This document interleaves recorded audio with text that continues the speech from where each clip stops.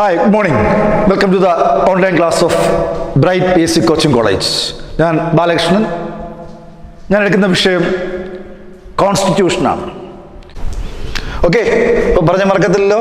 Total strength അറിയാമല്ലോ, ഞാൻ പറഞ്ഞു കഴിഞ്ഞു. എത്രയാണ്? 389. അതിൻ്റെ കോമ്പസിഷനും ഞാൻ പറഞ്ഞു, ഇലക്ഷനും പറഞ്ഞു അല്ലേ. INCയുടെ മാത്രം സ്ട്രെങ്തും പറഞ്ഞു. എത്ര? 208. ഇനി നമുക്ക് പ്രധാന മേഖലയിലേക്ക് പോവാം. ഇങ്ങനെയോ, എന്നാണ് ഈ കോൺസ്റ്റിറ്റ്യൂന്റ് അസംബ്ലി ഒഫീഷ്യലി ഫോം ചെയ്യുന്നറിയാമോ? When did the Constituent Assembly was officially formed? എന്നാണ്? 1946 ഡിസംബർ 6.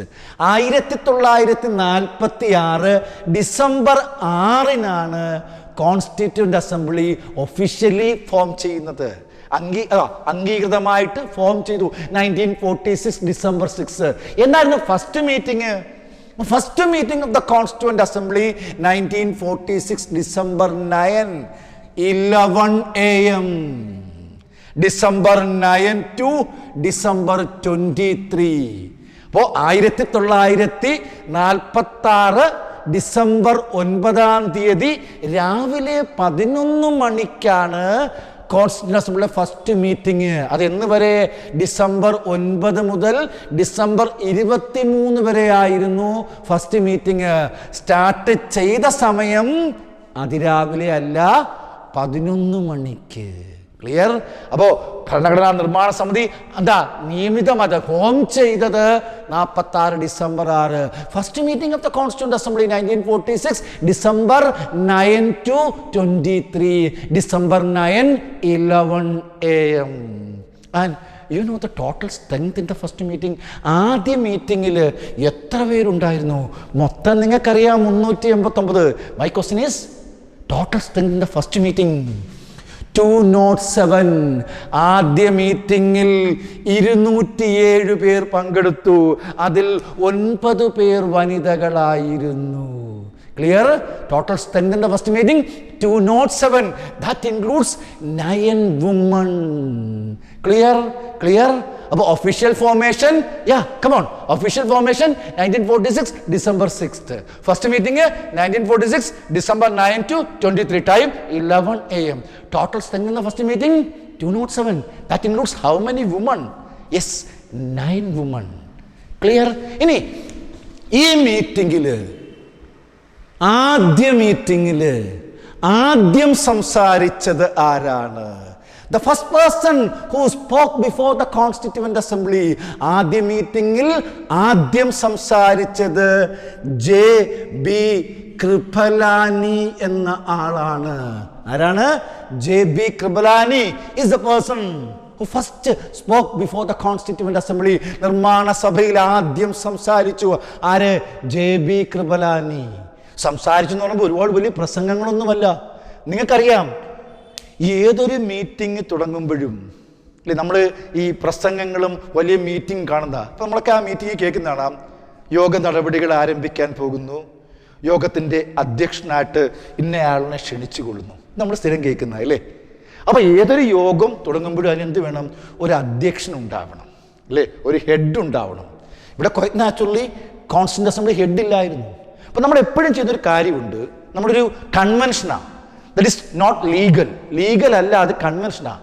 യോഗം തുടങ്ങുമ്പോൾ, ഒരു യോഗം ആദ്യം ആരംഭിക്കുമ്പോൾ ആ യോഗത്തിലെ സീനിയർ മോസ്റ്റ് മെമ്പർ ആരാണോ അയാളെ നമ്മൾ അധ്യക്ഷനാക്കും.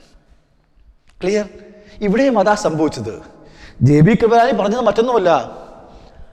I invite Dr. Sachidananda Sinha as a temporary head of this Constituent Assembly. ഞാൻ ഡോക്ടർ സച്ചിദാനന്ദ സിൻഹയെ ഈ മീറ്റിങ്ങിൻ്റെ താൽക്കാലിക അധ്യക്ഷനായി ക്ഷണിച്ചുകൊള്ളുന്നു. ഇത് മാത്രമാണ് പുള്ളി പറഞ്ഞത്. ക്ലിയർ? അതുകൊണ്ട് ആ റെക്കോർഡ് അദ്ദേഹത്തിൻ്റെ പേരിൽ. ആരുടെ പേരിൽ? JB Kripalani is a man who first spoke before the Constituent Assembly. നിർമ്മാണ സമിതിയിൽ ആദ്യം സംസാരിച്ചത് JB കൃപലാനിയാണ്. JB കൃപലാനിയെ കുറിച്ച് കേട്ടുണ്ടോ? JB കൃപലാനിയെ കുറിച്ച് വേറെ 2 ചോദ്യങ്ങൾ PSC സ്ഥിരം ചോദിക്കാറുണ്ട്. ഏതൊക്കെയാണെന്നറിയാവോ? ഒരല്പം ടോപ്പിക് കിട്ടുമോ? 2 other questions. Come on.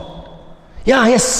He was the president of INC at the time of independence.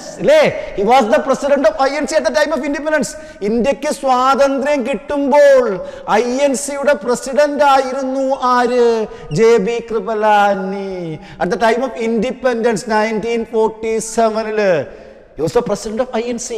ഇതൊന്നേ ഉള്ളൂ. One more question is there. Anybody can answer. ആർക്കും പറയാം. Come on. Good.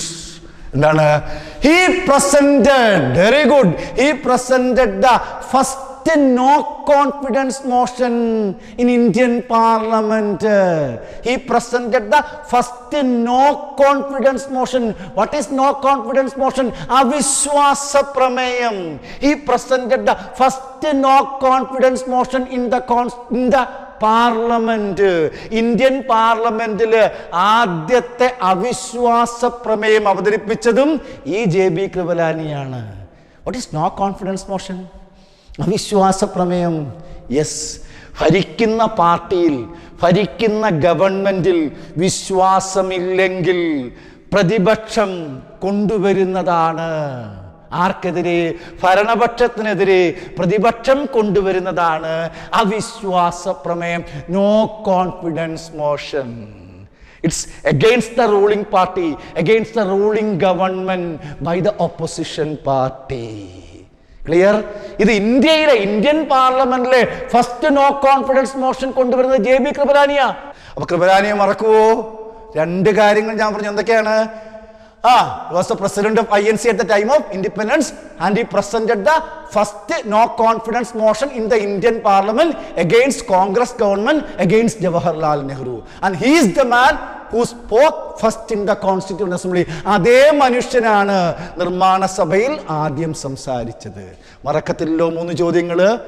Officially form ചെയ്തത് 46 December 6. First meeting 46 December 9 to 23 11 AM. Total strength in the first meeting 207. That includes 9 women. The first person who spoke before the assembly, JB Kripalani. Ini was the temporary head. ഞാൻ പറഞ്ഞു കഴിഞ്ഞു. Who was the temporary head of the Constituent Assembly? Yes, it is Dr. Sachidananda Sinha. He is the temporary head of the Constituent Assembly. Clear? In 1946 December 11, Dr. Rajendra Prasad, 1946 December 11, Dr. Rajendra Prasad became the permanent chairman of the Constituent Assembly. 1946 December, remember the date, please remember the date. 1946 December 11, Dr. Rajendra Prasad became the permanent chairman of the Constituent Assembly. You know who is the deputy chairman? ആരാ deputy chairman? ഒന്ന് ആലോചിച്ച് നോക്കേ. Clear? Yes, it is HC Mukherjee. HC Mukherjee is the deputy chairman of the Constituent Assembly. 3 പേരുകൾ. Who's the temporary head? Sachidananda Sinha. In 1946 December 11, Dr. Rajendra Prasad became the permanent chairman of the Constituent Assembly, and the deputy chairman of the Assembly, HC Mukherjee. Clear? One more question. Who presented the objective resolution before the Assembly? Who presented the objective resolution? What? Objective resolution. ഒരു വാക്ക് കേട്ടുണ്ടോ? ഇതിന്റെ മലയാളം എന്ന് പറയുന്നത് ലക്ഷ്യ പ്രമേയം എന്ന് പറയും. Who presented the objective resolution before the assembly? Indian Constituent Assemblyക്ക് മുമ്പാകെ ലക്ഷ്യപ്രമേയം അവതരിപ്പിച്ചത് ആരാണ്? Yes, it is none other than our first Prime Minister Jawaharlal Nehru. നെഹ്റുവാണ് നിർമ്മാണ സമിതിക്ക് മുമ്പാകെ എന്തവതരിപ്പിച്ചത്? കണാരൻ ഒഴിഞ്ഞു, നെഹ്റു പ്രധാനമന്ത്രിയായി. നെഹ്റു തന്നെ. ഓർമ്മയുണ്ടോ ജാലിയൻ കണാരനെ? അതുപോലെ എന്ത് ചെയ്യുന്നു? നെഹ്റുവാണ് first person who presented the objective resolution, ലക്ഷ്യപ്രമേയം അവതരിപ്പിച്ചത്. ഇതെന്നായിരുന്നു? 1946 ഡിസംബർ 13. 1947 ജാനുവരി 22 ഈ ദിവസമാണ് ഈ ലക്ഷ്യപ്രമേയം കോൺസ്റ്റിറ്റ്യൂവന്റ് അസംബ്ലി അപ്രൂവ് ചെയ്തു. And that objective resolution became the preamble, Indian ഭരണഘടനയുടെ ആമുഖമായി മാറി. Clear? That's A very important question. എൻ്റെ അറിവിലൊരു 10-20 തവണ ചോദിച്ചിട്ടുണ്ട്. Repeated question, again will repeat. So, who presented the objective resolution before the Constituent Assembly? ആരായിരുന്നു നിർമ്മാണ സമിതിക്ക് മുമ്പാകെ ലക്ഷ്യപ്രമേയം അവതരിപ്പിച്ചത്? 46 ഡിസംബർ 13 ജവഹർലാൽ നെഹ്റു. എന്നാണ് കോൺസ്റ്റിറ്റ്യൂവന്റ് അസംബ്ലി ഈ ലക്ഷ്യപ്രമേയം അംഗീകരിച്ചത്? എന്നാണ്? 47 ജനുവരി 22. And that objective resolution became the preamble of the Indian Constitution. ഈ ലക്ഷ്യപ്രമേയമാണ് ഭരണഘടനയുടെ ആമുഖമായി മാറിയത്. Clear? One more question. When did the Constituent Assembly become an independent body? എന്നാണ് കോൺസ്റ്റിറ്റ്യൂവന്റ് അസംബ്ലി ഒരു സ്വതന്ത്ര സമിതിയായി മാറിയത്?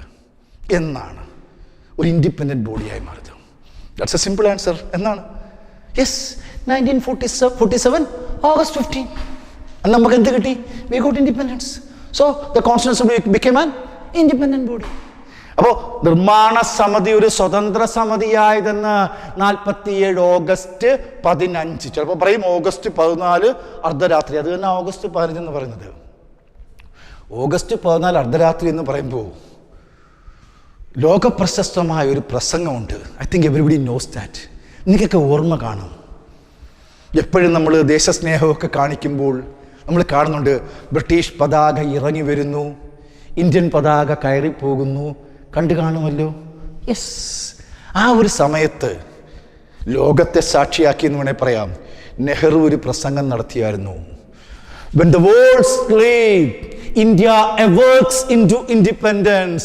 ലോകമുറങ്ങുമ്പോൾ ഇന്ത്യ സ്വാതന്ത്ര്യത്തിലേക്ക് ഉണരുന്നു എന്ന ലോക പ്രശസ്ത പ്രസംഗം. You know the name of that speech? Yes, it is Ties with Destiny. What? Ties with Destiny. വിധിയുമായുള്ള Ties with Destiny. വിധിയുമായുള്ള കൂടിക്കാഴ്ച. ഇത് എന്താണ്? ലോകപ്രശസ്തമായ പ്രസംഗമാണ്. Nehru, our first Prime Minister of India at the time of Indian independence. ഇന്ത്യക്ക് സ്വാതന്ത്ര്യം കിട്ടിയപ്പോൾ നെഹ്റു നടത്തിയ പ്രശസ്തമായ പ്രസംഗം അതാണ് ട്രൈസ് വിത്ത് ഡെസ്റ്റിനി, വിധിയുമായുള്ള കൂടിക്കാഴ്ച. ആ മനുഷ്യനാണ് എന്തവതരിപ്പിച്ചത്? ഒബ്ജക്റ്റീവ് റെസൊല്യൂഷനും അവതരിപ്പിച്ചത്. Clear? One more question is here. When did the assembly became an independent body? എന്നാണ്? 1947 August 15. At that time, strength of the Constituent Assembly 299. At that time, strength of the Assembly 299. Clear? ഒന്നുകൂടെ പറയുന്നു. First meeting. When did the Assembly officially? 1946 December 6. First meeting of the Assembly 1946 December 9, 11 AM to December 23. Total strength in the first meeting 207. That includes 9 women. And the first person who spoke before the Assembly, J.B. Kripalani. Temporary head of the Assembly, Sachidananda Sinha. Permanent chairman 1946 December 11, Dr. Rajendra Prasad. Clear? Deputy chairman H.C. Mukherjee. Who presented the objective resolution before the Assembly? 1946 December 13, Jawaharlal Nehru. When did the Assembly approve that resolution? 1947 January 22nd. And that resolution became the preamble of the Indian Constitution. When did the Assembly become an independent body? 1947? Yeah, August 15. At that time, strength of the Constituent Assembly 299. Okay? അന്ന് നെഹ്റു നടത്തിയ പ്രസംഗം tries വിത്ത് destiny, വിധിയുമായുള്ള കൂടിക്കാഴ്ച. Okay? Clear? Happy? Comfortable?